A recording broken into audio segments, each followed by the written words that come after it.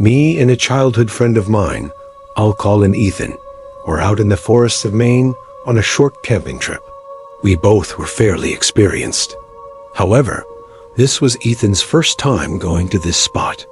I'd been there plenty of times before though, so I knew the area pretty well. We backpacked down a several-hour-long trail to get to a clearing in the trees that we set up camp in. I think we arrived around 6 o'clock. So, after setting everything up, we built up a nice campfire and made food.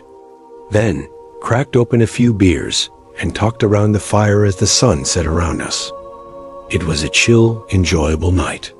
I want to say around 2 hours into the night, though, we both heard what we thought was something moving around just outside of our campsite, like in the darkness, past what our campfire was lighting up. We looked and saw nothing, and for the rest of the night, we heard nothing else. We thought it was probably just a small animal scurrying away. Honestly, if nothing else happened, I never even would have remembered it or thought about it again. That's how insignificant it seemed in the moment. If you're unfamiliar with camping, it might seem strange, but being out here all the time, those kinds of noises happen a lot and are almost always nothing to worry about. Once we had our couple drinks and started getting tired, we called it a night and poured out the fire, then got in our tents and fell asleep. In the morning, we woke up early as this spot was good for a reason. That reason is because there was a very secluded private pond just a half-mile through the woods from the campsite. Nobody knew about it because the trail didn't actually lead to it. It was really nice though, having a mini waterfall and small river running through it. We spent most of our morning there, like a whole 3 or 4 hours. Eventually, we headed back to make food and rest for a bit. I even took a short nap. Again though, around 6 o'clock, the sun was getting lower, and we hadn't collected any firewood yet for the campfire. Most of the dry sticks lying around the camp we used up last night, so I had to do a little more searching to collect what we needed. Midway through, Ethan said he was going to take a walk around and just explore the other areas, but would pick up whatever he could on his way back. I said sure, and just continued grabbing sticks off the ground. Ethan did this pretty much every time we were out camping. I think he just enjoyed having some time to spend alone and to just take in the nature. Anyway, I got a good amount of firewood and sat back down at the camp, just wasting time until Ethan got back so I could start the fire. The sun got lower and lower, and eventually I just kind of realized it had been a strangely long time since he'd left. Usually he wasn't out this long, and he was experienced enough to know to not be wandering the woods so close to sunset. The only way we had to keep in contact out here, where there is no service, is through our small satellite messengers. We kept them on us at all times in our small waste packs, along with bear spray and other stuff like that. It's usually more of an SOS device, but in situations like this, it came in handy too. I pulled mine out to send him a message, but saw that he'd already sent me one just a few minutes ago. Ethan said he got kind of lost, but happened to stumble back to the pond. I sent a message saying to just stay there, and I'll hurry over to lead him back. Being lost, it's always best just to stay put and not risk getting any more lost, and both me and Ethan knew that. So me knowing the area, I quickly started heading to the pond. At this point, it was really just a race against the sun. Even having headlamps and knowing the area during the day, it would still be really easy to get lost at night. I got about halfway to the pond, maybe 4 or 5 minutes away, when I got another message. I reached into my bag and checked it, assuming it was just going to be him checking in or asking for an ETA. But Ethan sent the words, "I see you." What did he mean? I see you. I wasn't even near the pond yet. I stopped and looked around, confused and not seeing him anywhere. I said I wasn't there yet and didn't see him. Slightly worried, I started moving faster, basically running to the pond. I got there quickly, running up to the tree line before the water. Ethan wasn't there. From where I was, I could see the whole tree line around the pond, and he wasn't anywhere around. I felt blood rush from my face and pulled the messenger back out. My last message saying that I didn't see him hadn't been opened. I called out his name, hearing my voice echo through the trees. The sun was nearly gone, and the forest was getting quieter and darker. Maybe he already started heading back, like he somehow remembered the way. I don't know why he would, but where else would he be? With the daylight practically gone, I knew it was safest for me to head back and figure things out from the camp. I didn't start the fire yet, so if I waited too long, I'd never be able to find the campsite in the dark. I began walking, feeling uneasy as I moved through the trees, and felt the woods get darker and darker. All I could think about was the ominous last message he sent. I see you. It was nearly pitch black by the time I was a minute or so from the clearing. But then I saw something, a flickering orange glow right from where the campsite was. As I got closer, I could see that the campfire was lit, and someone was standing right by it. I started approaching, feeling a wave of relief, knowing Ethan had made it back safely. But when I got closer, the person suddenly shifted and looked toward me, then sprinted away from the fire and out of the campsite. Heart pumping, I ran up, confused and terrified. That wasn't Ethan. I pulled my messenger back out and started spamming texts. At this point, I was seriously worried and disturbed by what was going on. But just a minute or so later, Ethan came running out of the woods and into the campsite. He had a face of both fear and relief. He immediately said we had to go. I agreed, mentioning the guy I saw by the fire, and him saying it was likely the same guy he saw approaching him by the pond. He said he thought it was me until he got closer and realized it was someone else. Apparently then, Ethan tried asking if the guy knew how to get back to the trail, but the man didn't respond. He just kept walking forward, revealing a really unsettling smile across his face. And according to Ethan, something about him looked really off, like his face was uncanny. Something just wasn't normal about it. This sent him into a panic where he just ran in the direction he thought was most likely toward the campsite, getting lost again, but eventually seeing the fire and going toward it. We packed and left. The hike back was unnerving to say the least, but we did manage to get to our car and leave. This event made me rethink back on the whole camping trip, remembering the movement we heard outside of our camp on the first night, and just putting all the pieces together. Likely the man that was out there was watching us the whole time, waiting for one of us to be alone. Even just thinking about his presence outside of our campsite, as we were talking, sleeping, and everything completely unknown to us, is extremely disturbing.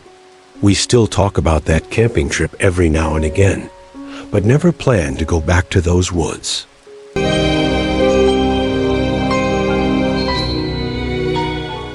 I was taking a short getaway alone to an Airbnb, about 6 hours away from where I lived. I didn't choose it for any reason in particular. I just opened the map on Airbnb and looked for something cheap and somewhat isolated in a smaller town, just so I could get out of the city and enjoy some quiet for a few days. I didn't actually care about how nice the town was, because I planned to be in the Airbnb pretty much the whole time. The house I booked was alone in a small forest inside of this really small town, and it was the only house listed on Airbnb for that whole area. The good price reeled me in, though. I made the drive mostly through empty wooded roads until I got to the house. I guess it was more of a cabin, though, if I'm being honest. It was older and surrounded by trees, with no other houses or buildings in sight. I opened the creaky front door and brought everything in. The only thing I needed to do before settling in for the next few days was go to the grocery store and stock up on some food and drinks.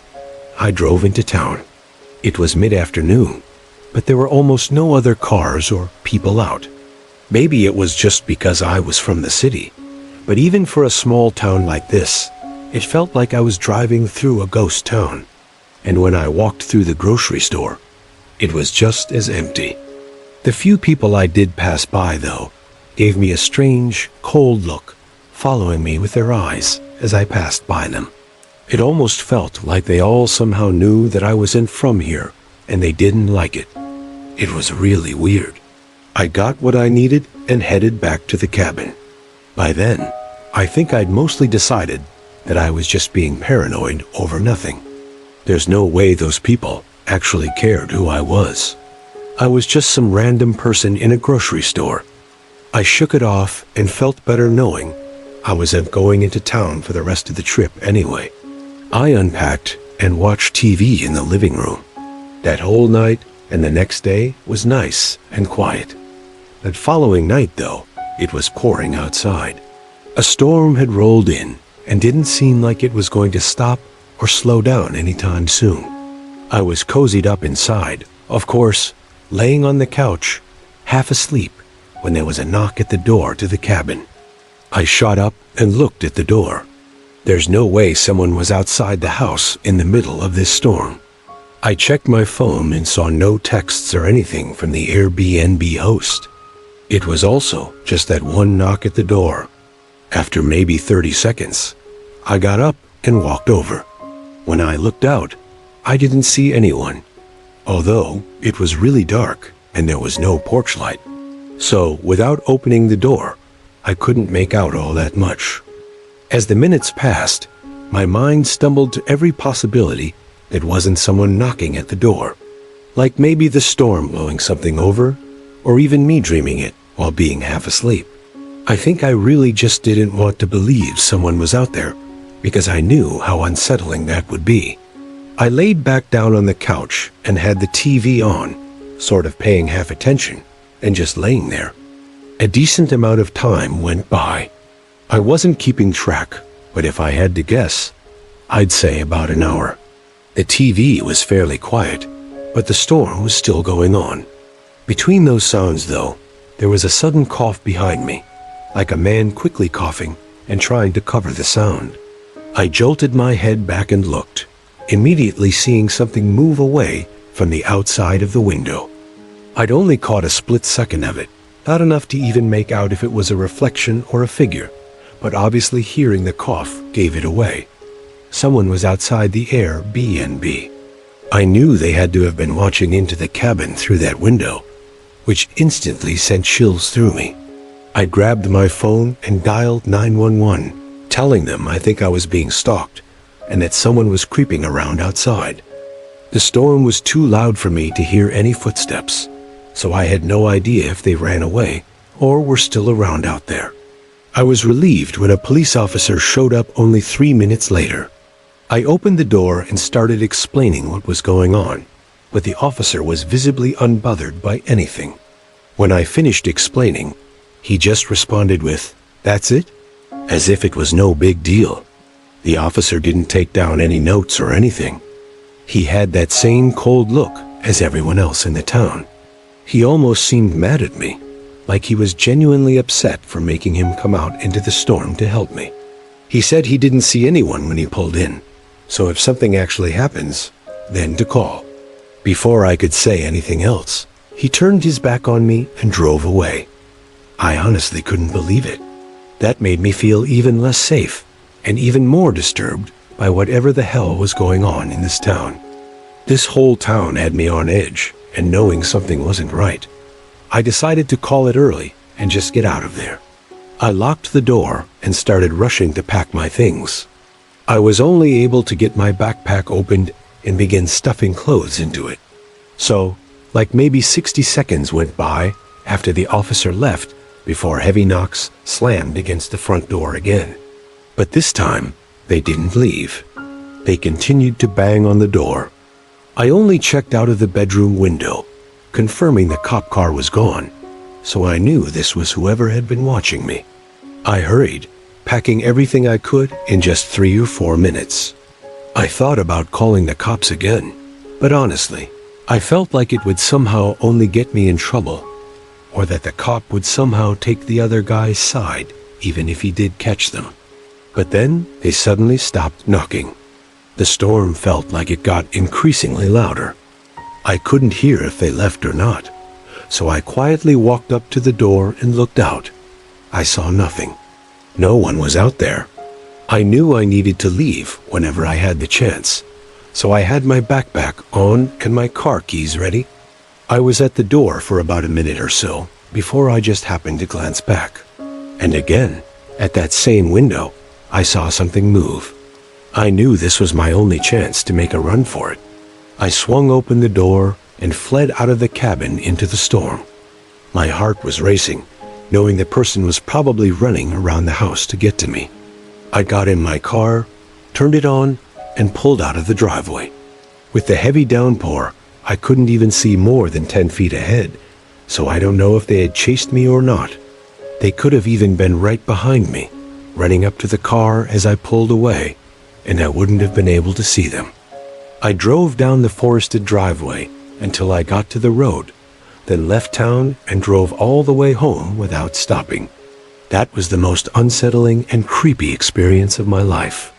And I think it gets worse, because I didn't know why any of it was happening, or even who it was creeping around the cabin, watching me through the windows and banging on the door. I keep thinking about the weird feeling I got in that town, thinking maybe people knew that the cabin was an Airbnb, and them hating outsiders for some reason. They went to extreme measures to get rid of me. It almost gave me the feeling that I was in the middle of a town that was all part of a private cult or something.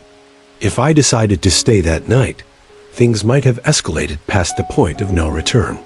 Luckily, I didn't have to find out, though.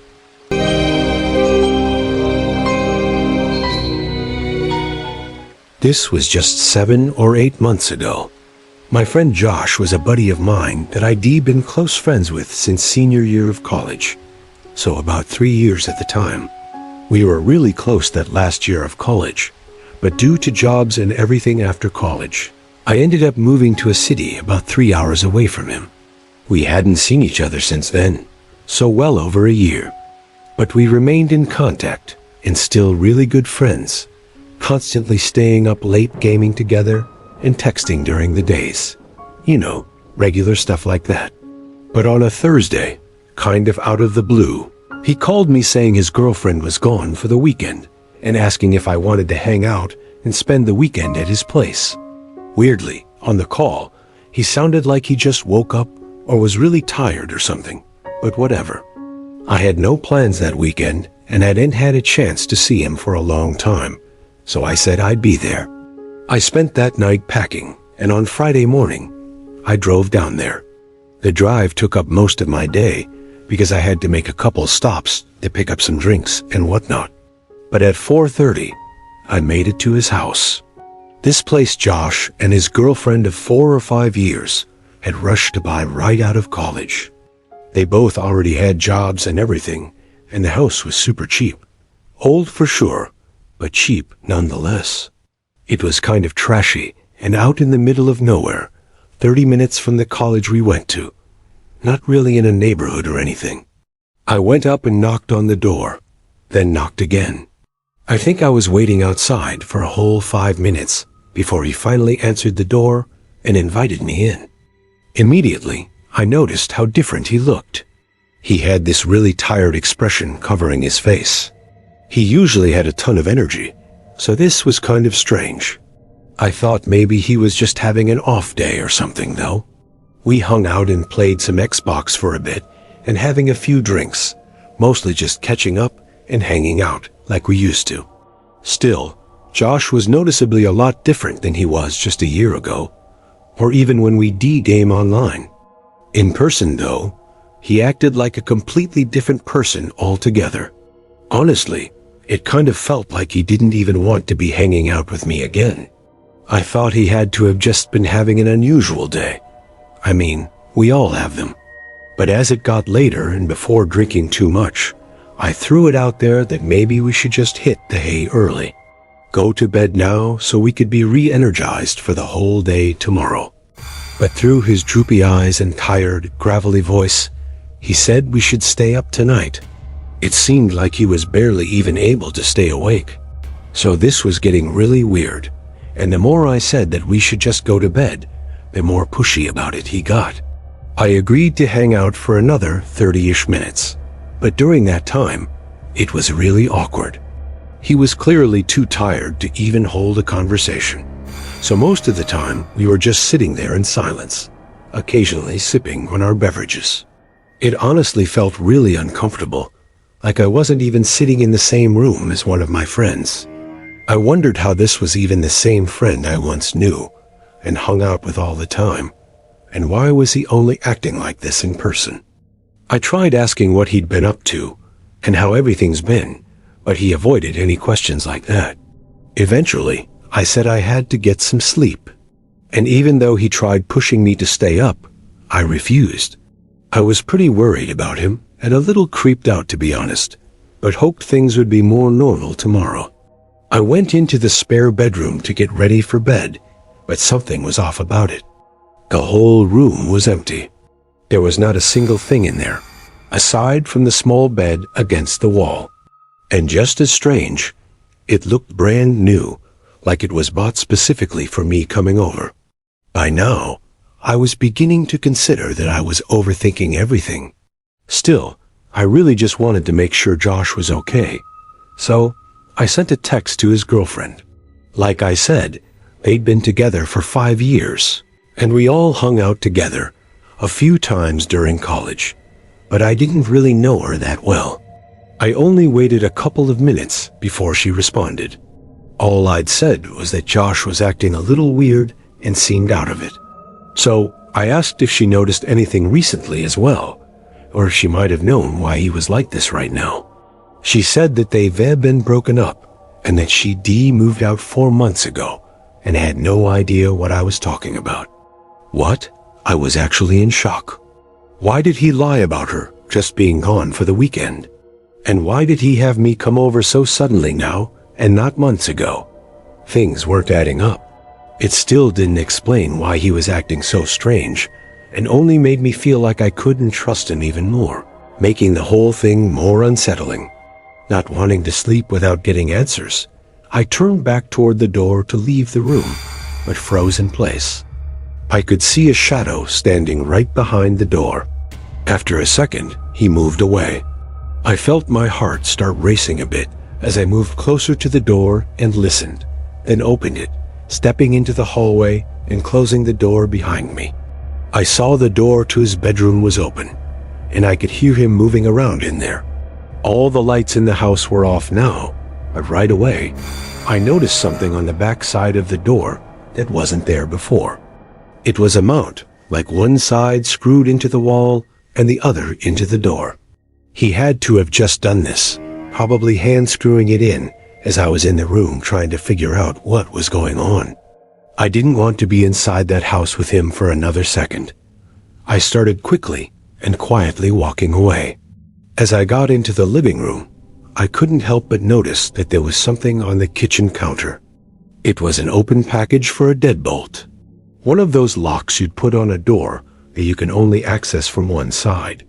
I felt my stomach drop, then heard footsteps rushing behind me. I turned around and saw Josh, that same tired and dead look on his face. I asked what the hell he was trying to do, but he didn't respond. I felt a tension like he was about to do something.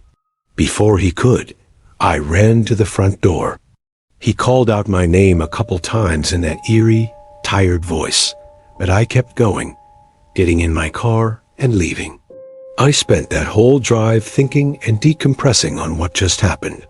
By the time I got home, Josh had blocked me on everything, which made me more sure that what he was doing was something awful. Though at the time, I didn't do anything about it. I was stupid, and I guess I felt since nothing yet had happened, I had nothing to show for it. And having been close to him for 3 years, it was hard for me to turn him in. I still just can't understand why he was trying to lock me inside that room, though, or even what his plan really was. It's crazy how I'd known him for 3 years, and yet it feels like maybe I never really knew him. I'm just glad I got out of there when I did.